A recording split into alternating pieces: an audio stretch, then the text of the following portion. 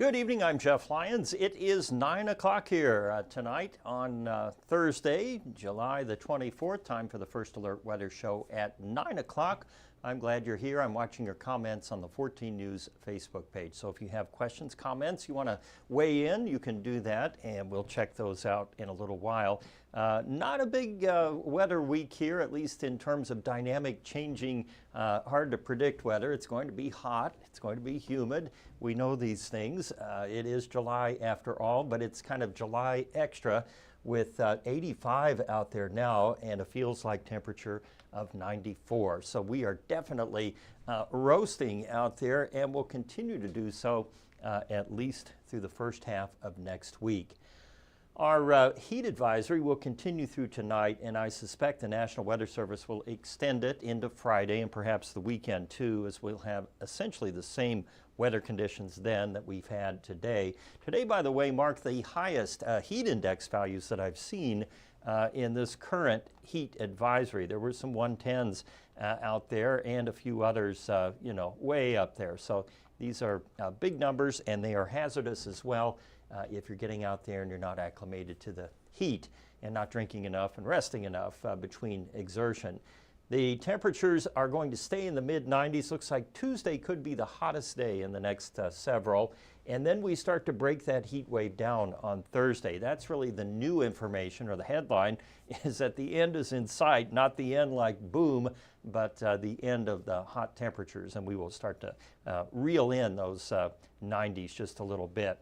On our hour by hour, we're still showing the potential for some pop-up showers. We did indeed have a few of those today, some of which produced some brief cooling.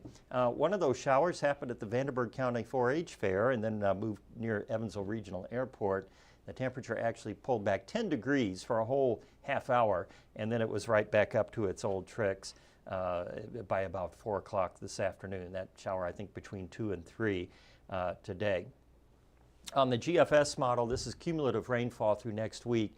A little more showing up now, indicating some confidence maybe in rain at the end of the heat wave as it breaks and we get some showers and thunderstorms through here. But we're going to have to wait in heat. Every place you want to look, we have these sizzling temps. Phoenix now at 102, Vegas at 97. Across the Midwest, we have upper 80s and 90s here at nearly, well, not nearly, a little after 9 o'clock at night. Here in the tri-state, about 80 to 85 seems to cover the spread, and mid to upper 90s on the feels like temperatures out there too. These warm temps keep us, or actually overnight warm temperatures allow a quicker warming during the day. But as I mentioned yesterday, we're not getting up into the hundreds because we have so much moisture in the atmosphere. It would take even more energy to get us to, say, 100 degrees. Feels like 100, but a true 100 is very hard to achieve. Not impossible, but hard to achieve at these humidity levels. No rain again. We've pretty much gone the entire week without any measurable rainfall. However, we don't need any measurable rainfall, and our average temperature now running about 3 degrees above normal. I thought this was interesting. The U.S. Drought Monitor updated today. Of course, we're in fine shape here, no drought classification whatsoever. The western third or so of the country, particularly Four Corners out to Nevada, California, Colorado is this one, anyway, and up into Montana, Idaho. All those states showing drought conditions. You've seen the fire coverage from out there, some of the wildfires. But more interestingly, we have drought conditions here in Indiana, just to the north, across the northern third of the state, and actually severe drought out to the south and west of Chicago. Just a very localized area there that either hasn't gotten rain or hasn't gotten a lot of rain, while the rest of us have, of course. Tomorrow, temperatures back into the low to mid 90s. That squall line to the west is still churning up some showers and thunderstorms. Not a lot of severe weather, and you can see as the storms reach our hot air, they start to break up a little bit. Not a lot of dynamic support in the atmosphere to keep those storms going.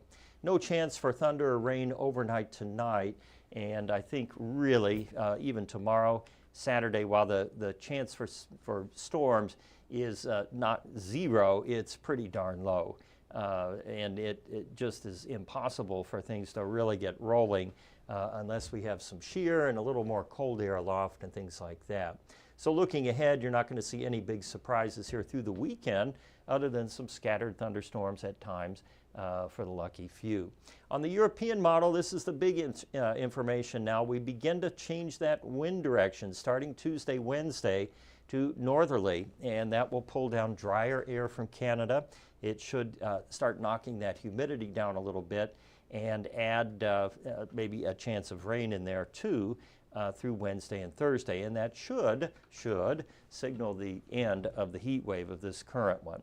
76 degrees tonight and partly cloudy. Tomorrow up to 95 with the heat index, of course, in the triple digits. And look at that, we don't have an alert day on one of the days for a change. Thursday, 30% chance of showers and thunderstorms then as that wind shifts around to the north. Longer range, you see through the 3rd of August, now we have cooler than normal temps in the Great Lakes. Hopefully that trend will continue down into the tri-state and drier than normal too for all of us. Our pet pick tonight comes to us from, well, there it goes. This is Hitch. Shay sent this picture. I don't know Shay's last name. I don't know Hitch's last name. But anyway, Hitch enjoying a little ride there in the rocker, waiting between rain showers. So we'll let Hitch hitch a ride here while I field your questions here on the Facebook page. And we got Lacey Martin in there tonight. Jonesboro, Arkansas, dealing with some heat. They are indeed. I think it was, if it wasn't 100, it was pretty darn close there today. Jeff Miller got in on one of those isolated showers. He picked up 2/10 of an inch of rain out in Savannah, but it cooled you down there and it knocked out your mowing operation today.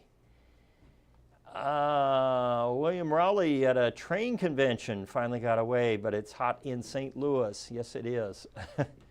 It doesn't get cooler over there. Of course, it'll get cooler, sooner, I suppose, when you come over, or when the colder air starts to move in. Be glad when cooler weather gets here. Karen Cotton, Lacey Martin, moderate air quality. Okay. I'm not sure quite what that means, but anyway, all right. I think we've got everybody answered there. We'll give you a quick Science Corner here because we had, obviously, Jeff Miller had some rain today, maybe a little thunder. These are what we call popcorn or pop-up thunderstorms. Whack-a-mole storms, right? You don't know where they're going to happen. One will pop up, then another one, and so on and so forth. But actually, they are feeding off of each other. So basically what it takes to get a thunderstorm or shower going, we need an updraft, rising warm air and cooler air aloft. That's where your cloud begins to form because of condensation, and it grows up based on the updraft, which pushes it up. Stronger updraft, bigger cumulonimbus there.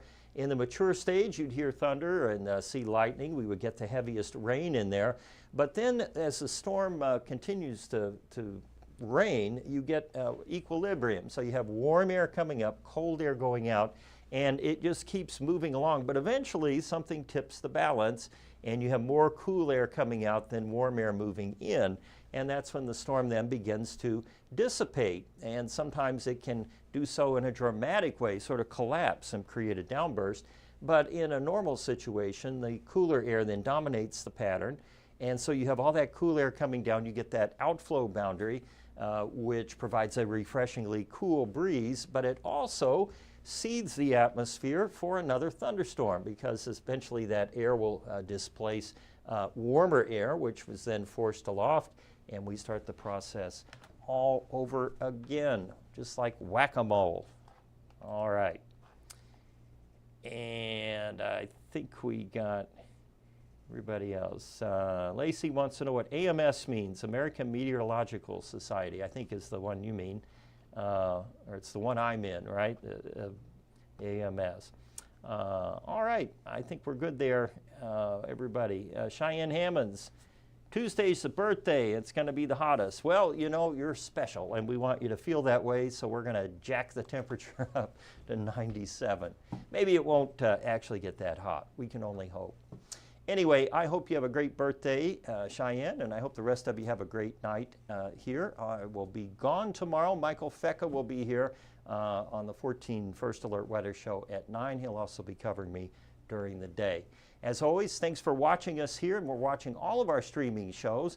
And we give a shout out again to our sponsor now. We are sponsored there by People's Furniture and Mattress. You can see their logo down there on the screen.